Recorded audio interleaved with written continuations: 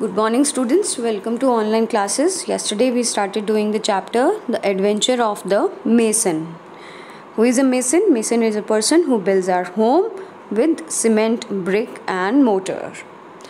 Now, this is a story of a mason who is very poor, who does not have much money to support his large family. But one midnight, a stranger came to his house and he offers him a job. His only condition is that the mason would be blindfolded. Mason agrees to do the job. The stranger blindfolds the mason and takes him to an old house. And inside the house there was a courtyard, and in the center of the courtyard there was a fountain. Mason saw the basin of the fountain, the base of the fountain was dried up. So the stranger tells the mason that he has to build a vault under the basin of the fountain. Everything the mason needed to build the vault was there. Brick, cement, mortar, tools, everything was there. The mason started his work. Throughout the night he kept on working, and at the daybreak, before the sunrise, the stranger puts one gold coin in the hands of the mason and again blindfolds him and takes him back to his home. Next midnight again the mason he brings the mason back, and this night mason completes the vault. And now the stranger tells the mason that now he needs his help to bring the deads to this vault and bury them, कि उसको dead bodies जो लेके आनी है और यहाँ पे दफनानी है. The mason got scared.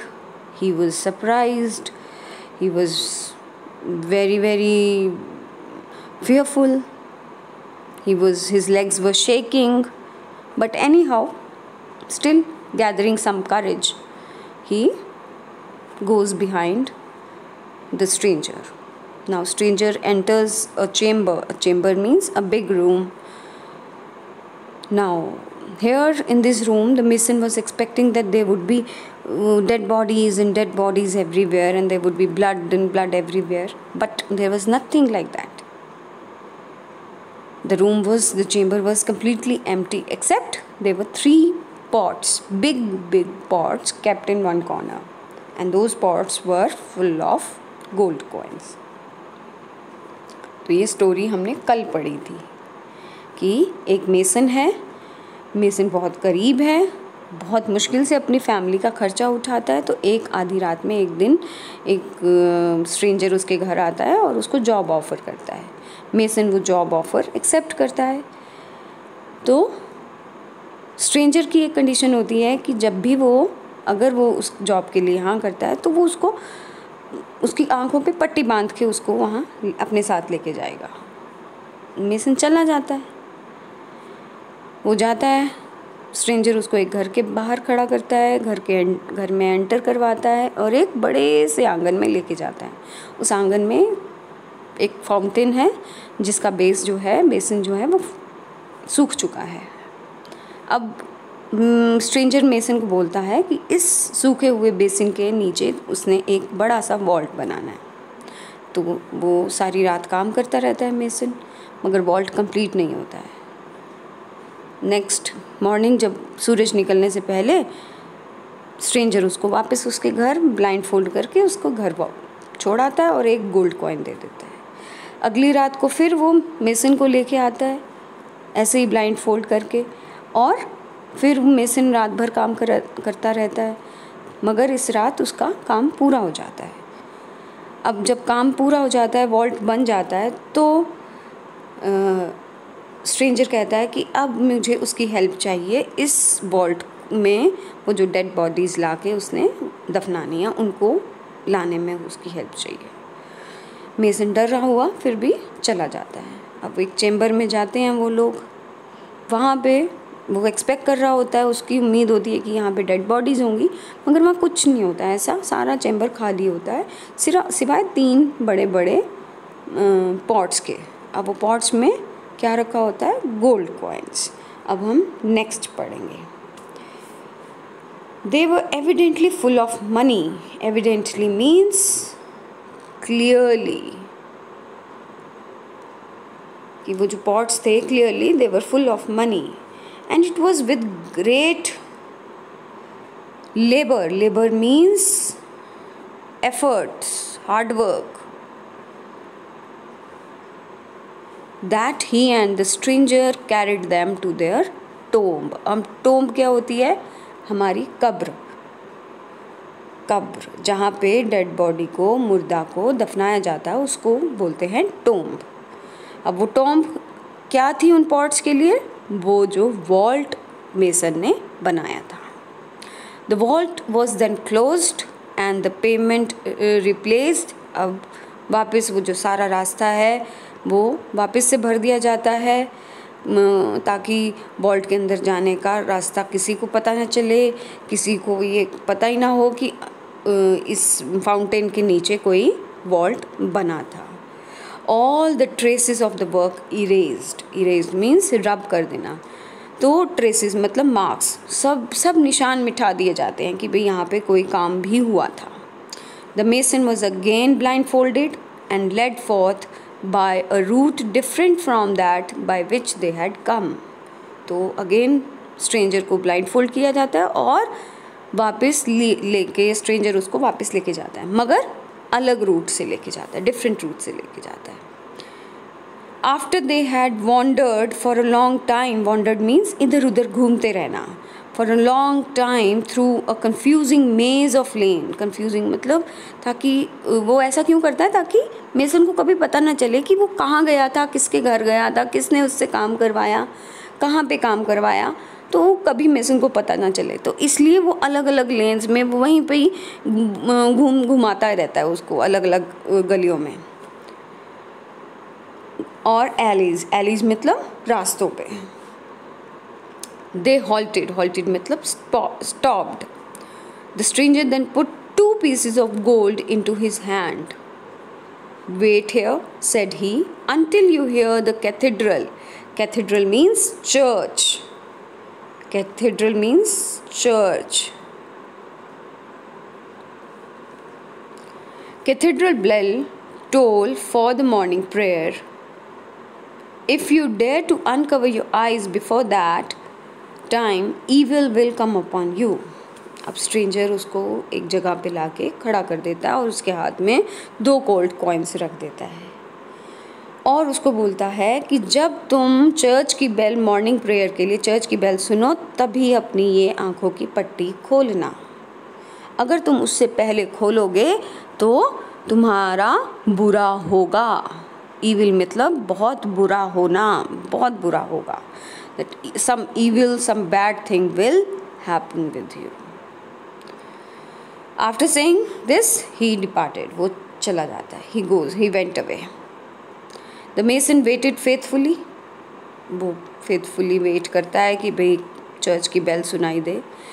The moment the cathedral bell rang, he uncovered his eyes and made his way back home. और जैसे ही वो चर्च की बेल की आवाज़ सुनता है, वो अपनी आँखों की पट्टी खोलता है और वापस घर चला जाता है। He revelled with his family for a whole fortnight on the profits of his 2 nights' work. After which he was as poor as ever. Now I told you figure of speech, simile. Here again. In this story also we can use figure of speech to beautify the story, to beautify the words, right? As poor as ever, कि जितना वो poor पहले था फिर से वही poor हो जाता है। 15 दिन तक बहुत मौज मस्ती करता है। Revelled means enjoy, lavishly वो खाना पीना बहुत अच्छा खाते हैं, enjoy करते हैं। फिर उसके बाद जैसे वो पहले poor थे, गरीब थे, वैसे हो जाते हैं। He continued to work a little from year to year. ऐसे कई साल बीत जाते हैं, थोड़ा कभी उसको काम मिलता है, कभी नहीं मिलता. So he continued to live like this. As he was seated one evening at the door of his hovel means very ill kept house, कि अब उसके घर में बेचारे के, क्योंकि खुद गरीब है तो घर भी उसका टूटा फूटा झोपड़ी टाइप हो था, तो he was sitting at the door of his house. He was approached by a rich old curmudgeon who was noted for owning many houses and being a gripping landlord. Gripping means very very irritated, very very complaining, कि हर चीज़ में complaint करने वाला, हर चीज़ में mean मेख निकालने वाला, हर चीज़ में गलती निकालने वाला आदमी था वो. और कर्मजुन मतलब someone who is easily angered and who keeps complaining. तो उसके घर एक बूढ़ा रिच आदमी आता है. The man eyed him for a moment from beneath a pair of thick anxious eyebrows. अब वो जो रिच मैन आता है वो मेसन को थोड़ी देर तक घूरता रहता है, स्टेयर करता है. I am told friend that you are very poor. कि मुझे किसी ने बताया है दोस्त तुम बहुत गरीब हो. There is no denying the fact, senor. It speaks itself. तो मेसन कहता है कि भाई ये तो कोई छुपी कोई बात ही नहीं है. You can see yourself. Look at me. Look at my house. Everything is in a bad state. कि इतने बुरे फटे पुराने मैंने कपड़े पहने हैं, मेरा घर टूट फूट रहा है. That clearly tells that I am very poor. I believe then that you will be glad of a job and will work cheap.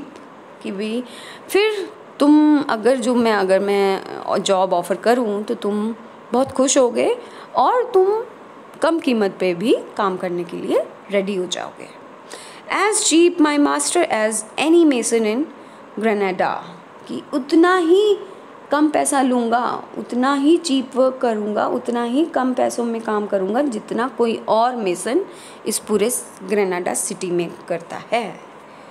That's what I want. I have an old house fallen into decay. कि मेरा एक पुराना घर है जो टूट फूट रहा है.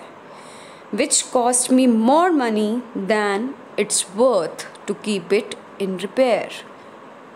कि भाई ये मतलब मैं उस घर की रिपेयर पे जितना खर्चा करता हूँ हर साल, उससे ज़्यादा मुझे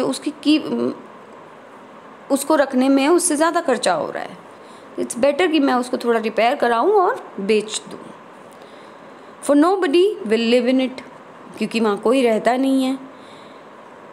So I must come up with the way to patch it up and keep it together at as small an expense as possible. कि भी कम से कम खर्चे में जो वो मकान ठीक हो के थोड़ा बहुत रखने लायक बन सके, मैं ये चाहता हूँ कि कम से कम खर्चे में वो मकान थोड़ा बहुत सालों तक चल पड़े या मैं बेचने के लायक उसको सेल करने के लायक हो जाऊँ, इतना मुझे चाहिए. Okay, now this is the story for today. Tomorrow again we will read the rest of the story and we'll finish it up. Listen to the video carefully and try to understand the story well. Okay, bye bye, have a good day.